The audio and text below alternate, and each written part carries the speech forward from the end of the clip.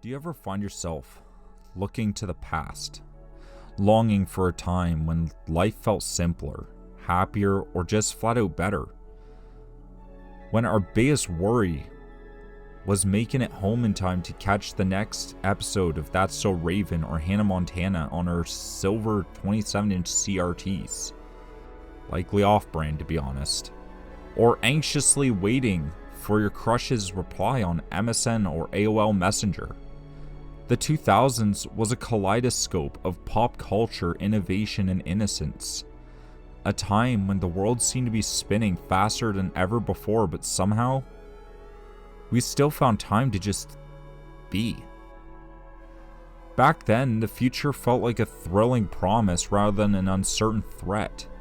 The flicker of CRT screens and the hum of dial-up connections were symbols of a world ever-changing on the brink of something extraordinary, where technology brought excitement rather than anxiety. There was a magic in the mundane, the anticipation of burning mix CDs for your friends, or flipping through the latest issue of Tiger Beat, or carefully selecting the perfect MySpace profile song to capture your mood at that moment. Life was unpolished, but it was an unpolished adventure, brimming with quirks and possibilities.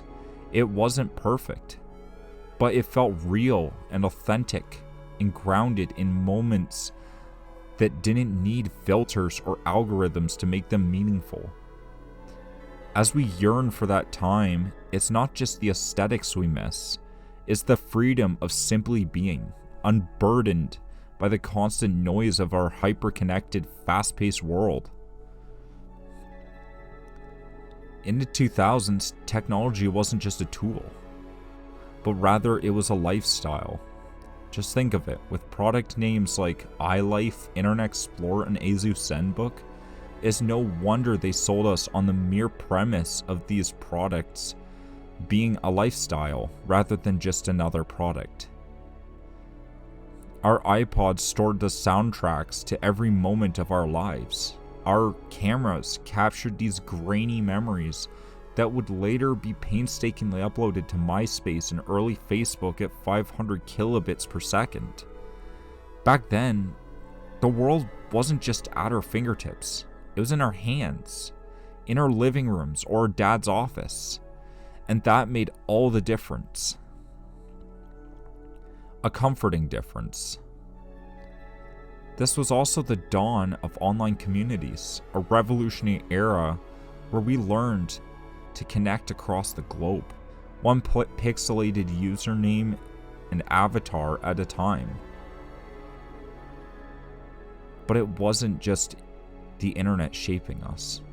It was fashion, music, and TV. We wore low-rise jeans, layered tank tops, and trucker hats with unshakable confidence. MTV was our cultural compass, and we watched Britney, Beyoncé, and boy bands define an entire generation. But the 2000s weren't just carefree days. They were complex, much like it is now. The echoes of tragedy like 9/11, the 2008 stock market crash, and the weight of global crisis had entered our living rooms at a breakneck speed through the new 24-hour news cycle. Our first interaction of this kind with the information superhighway. As we navigated a world that felt increasingly fragile and uncertain, our generation found resilience in pop culture. A refuge that kept us grounded and safe in these times of anxiety. Our desktops, consoles, and iPod home screens became a blanket that brought us comfort before social media relentlessly pounded us with politics, division, and quite frankly, a terrifying 24-hour news cycle of negativity, of tragedy, and of crisis.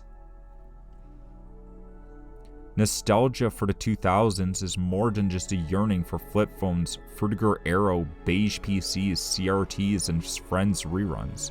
It's a longing for a time when our experiences felt physical, tangible, when we could hold memories in our hands, whether through recorded VHS tapes, a stack of burned DVDs or CDs, or a Polaroid snapshot.